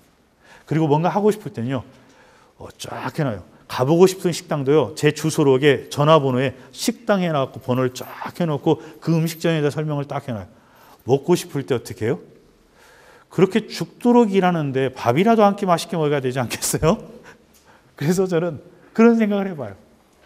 뭔가 우리가 할 수 있는 작은 것들, 그것이 뭐냐? 내 인생을 의미 있게 만들고요. 뭔가 노력해 볼 수 있게 하고요. 아프고 힘든 내 인생을 견딜 만한 힘으로 만들어준다는 것입니다. 저는 오늘 마지막 이런 제안을 하고 싶습니다. 아플 수도 없는 마흔, 아예 감기를 좀 달고 살자. 제가 이 책을 써놓고 마흔들에 대한 묵상들을 해봤습니다. 보니까 꼭 감기 걸린 사람하고 똑같아요. 혹시 감기 걸리신 분 계십니까? 남들은 똑같이 있는데 나만 혼자 으실으실 춥습니다. 그리고 쑤셔옵니다. 똑같은 의자를 줬는데 나만 허리가 아픕니다. 쓰지도 않는 관절도 아픕니다. 열도 납니다. 매사가 다 싫어요. 근데 출근해야 돼요, 말아야 돼요? 해야 돼요. 회사 가서 나 감기 걸렸으니까 일 안 할 거예요. 이야기할 수 있어요, 없어요? 없어요. 그대로 출근할 수밖에 없는 감기 걸리는 환자처럼 살아가는 게 우리의 인생이라는 거예요.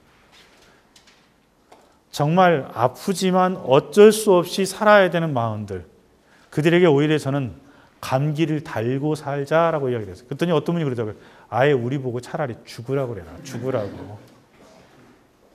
아플 수도 없는 마흔이라는 책 써놓고 감기 달고 살자고 하면 인생 비참해서 살겠냐고. 그래서 제가 그런 얘기를 했죠.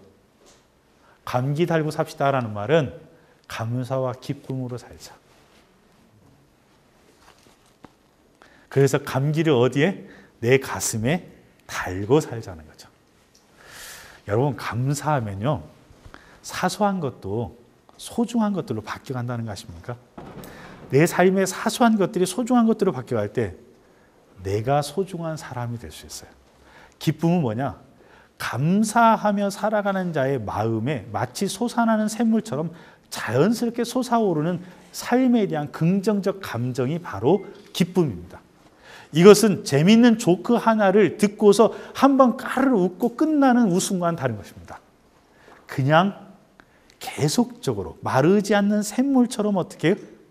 내 안에서 솟구쳐 나오는 마음의 기쁨. 그래서 저는 이런 생각을 합니다. 아플 수도 없는 마음, 감사와 기쁨으로 행복한 인생으로 치장했으면 좋겠다는 것이죠. 제 책의 표지 그림입니다. 여러분, 여러분들의 인생은 어떤 숲을 갖고 계십니까? 숲은 또 하나의 숲을 잉태하고 있습니다. 바로 우리의 자녀들이죠. 자녀들은 나도 모르게 나를 복사하고 있다는 거 알고 계시죠? 닮지 않았으면 좋겠다고 생각하는 것을 너무 선명하게 닮아서 늘 열받죠. 저는 이번 책을 실은 출판사에서 제안받고 난 뒤에 책이 잘 팔릴 수 있대요. 왜 그러냐고 했더니 자기들이 작가를 굉장히 고민하면서 골랐기 때문에 책이 많이 나갈 거예요. 실제로 지난 한 달 동안 제가 생각했던 것 이상으로 책이 참 많이 나갔습니다. 참 많이 나갔어요.